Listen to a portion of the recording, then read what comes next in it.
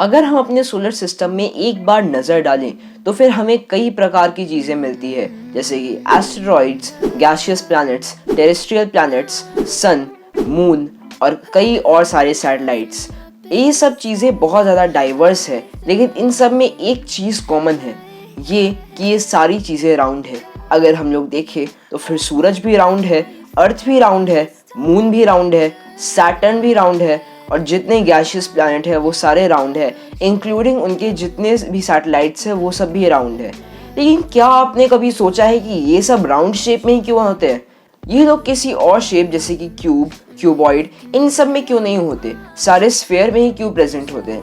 Well, ऐसे thoughts मेरे mind में बहुत आते हैं और मैं इसी का आंसर लेके आज आ चुका हूँ आप सभी के सामने। एंड अगर आपको ऐसी वीडियोस मेरे चैनल पे चाहिए तो प्लीज़ सब्सक्राइब माय चैनल, क्योंकि ऐसी वीडियोस मेरे चैनल पे आते रहते हैं जिसमें मैं कई सारे कॉन्सेप्ट्स जैसे कि टाइम ट्रैवल, ब्लैक होल, इन सब के बारे में डिटेल में आपको अच्छी तरीके से एक्सप्लेन करता हूँ।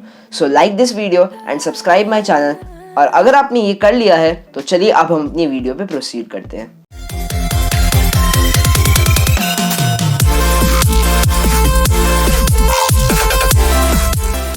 इस स्ट्रेंज बट इंटरेस्टिंग सवाल का आंसर जानने के लिए हमें सबसे पहले जानना होगा कि हमारा जो सोलर सिस्टम है, जिसमें सन के साथ साथ 8 प्लैनेट्स इंक्लूड होते हैं, उसकी फॉर्मेशन हुई तो हुई कैसे?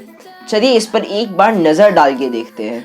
सोलर सिस्टम की फॉर्मेशन को जानने के लिए हमें 4.6 बिलियन ईयर्स पहले चलना होगा, यानी कि 4.6 अरब साल पहले हमें जाके एक बार नज़र डालना होगा कैसे हुआ था इस सौंदर्यपूर्ण सौरमंडल का निर्माण। ये सौरमंडल यानी सोलर सिस्टम आज जितना सुंदर दिखता है उतना सुंदर किसी टाइम में था नहीं।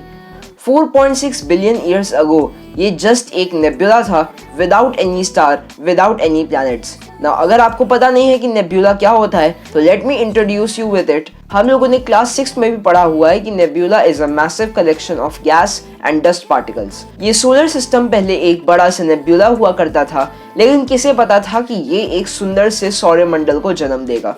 हम सब जानते हैं कि किसी भी चीज़ में जब मास होती है तो फिर उस पर एक ग्रेविटेशनल पुल स्पेस में एग्जर्ट होता है और यही ग्रेविटेशनल पुल उसकी मास के साथ बढ़ता जाता है। हम लोग कह सकते हैं कि ये इसकी मास के साथ डायरेक्टली प्रोपोर्शनल है।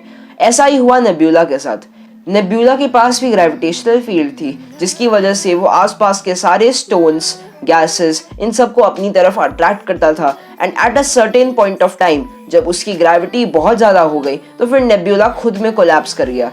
एंड जब वो खुद में कोलैप्स कर गया तो उसके सारे पार्टिकल्स जो थे, जितने भी पार्टिकल्स नेब्यूला में प्रेजेंट थे, वो सब एक जगह आके कॉम्प्रेस होने लगे। हम सब ये जानते हैं कि बिग बैंग के बाद जब यूनिवर्स का निर्माण हुआ, हमारा यूनिवर्स क्रिएट हुआ, तो फिर सबसे ज़्यादा पार्टिकल्स हाइड्रोजन, लिथियम और आयरन के पाए जाते थे। एंड इसी वजह से इस नेब्यूला में भी जो हाइड्रोजन के पार्टिकल्स थे उसकी संख्या दूसरे पार्टिकल्स से ज़्यादा थी। एंड जब ये हाइड्रोजन के पार्टिकल्स एक दूसरे में कॉम्प्रेस होने लगे बहुत ज़्यादा, तो इनमें एक रिएक्शन हुआ। एंड इस रिएक्शन को हम लोग न्यूक्लियर फ्यूजन रिएक्शन कहते हैं, जो कि हर सेकंड स्टार्स पे होता रहता है। प्रेशर की वजह से हाइड्रोजन ने खुद में रिएक्शन किया and these nuclear fusion reactions led to the spreading of heat energy throughout the solar system. Heat बढ़ती गई और बढ़ते बढ़ते इन सब पर प्रेशर भी बढ़ता गया एंड ये न्यूक्लियर फ्यूजन रिएक्शंस बहुत ज़्यादा कॉमन हो गए, जिसकी वजह से हमारा पहला स्टार सन का जन्म हुआ। सन एक बहुत ज़्यादा हैवी ऑब्जेक्ट है। भले अभी के टाइम का जो सन है वो उस टाइम के सन से ज़्यादा भारी है एंड सन कॉन्स्टेंटली एक्सपैंड कर रहा है, बट उस टाइम का भी जो सन था उसकी ग्रेविटेशनल फील्ड बहुत ज़्यादा थी हमारे सोलर सिस्टम में, जिसकी वजह से हमारे सोलर सिस्टम में जितना भी मैटर था उसमें से 99% मैटर सन ने खुद में ही सक कर लिया एंड बचा 1% मैटर। ये 1% मैटर सन के अराउंड रिवॉल्व करने लगा due to its heavy gravitational field and इसे ही हम लोगों ने कहा प्रोटोप्लैनेटरी डिस्क। अब ये बात तो श्योर है कि उस पार्टिकल में गैसेस भी होंगी और रॉक्स भी होंगी, तो गैसेस एक दूसरे में कोलाइड करने लगी और मिक्स होने लगी, चिपकने लगी एंड इसी तरह से रॉक्स भी खुद में चिपकने लगे एंड चिपकते चिपकते इन्होंने बहुत बड़ी बॉडीज का निर्माण किया। ये बड़ी बॉडीज और कुछ नहीं बल्कि प्लैनेट्स कहलाने लगे। आज जैसे अरेंजमेंट हमारे सोलर सिस्टम में हमें दिखती है कि मर्क्यूरी, वीनस, अर्थ, मार्स, जुपिटर, सैटर्न, ये सब उस टाइम में कुछ नहीं था। उस टाइम में रैंडम अरेंजमेंट्स थी हमारे सोलर सिस्टम में। भले ये सारे सन की ऑर्बिट में थे, बट ये सारा रैंडम अरेंजमेंट था।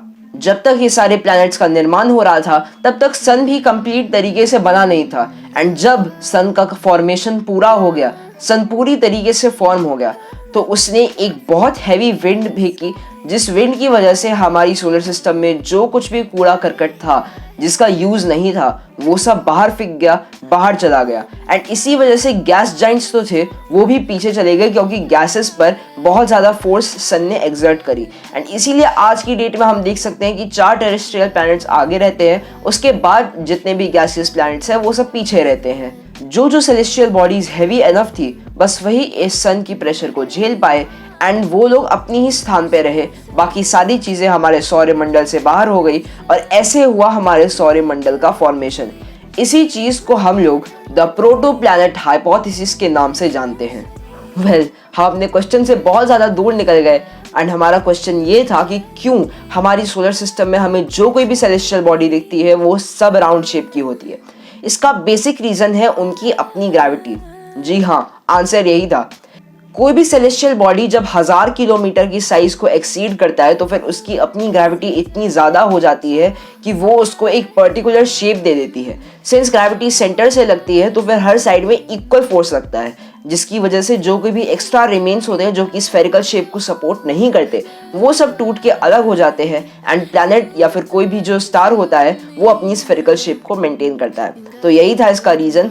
एंड जैसे कि आज हम लोगों ने प्रोटोप्लैनेटरी हाइपोथेसिस के बारे में जाना, क्या आप लोग बिग बैंग जानने में इंटरेस्टेड है?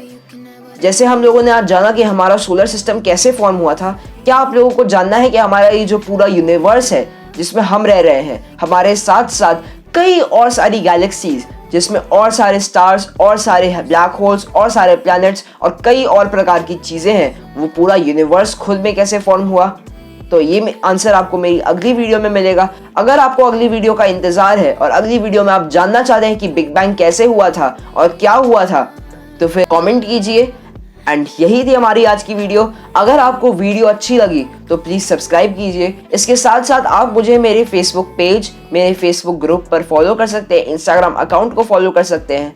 आपको नीचे एक लिंक ट्री मिल जाएगी, जिस लिंक ट्री में मेरी वेबसाइट की भी लिंक है, आप उसको भी एक बार जाके विजिट कर सकते हैं। सो यही थी हमारी आज की वीडियो। Thanks for watching. मिलते हैं अगली वीडियो में, तब तक के लिए बाय बाय।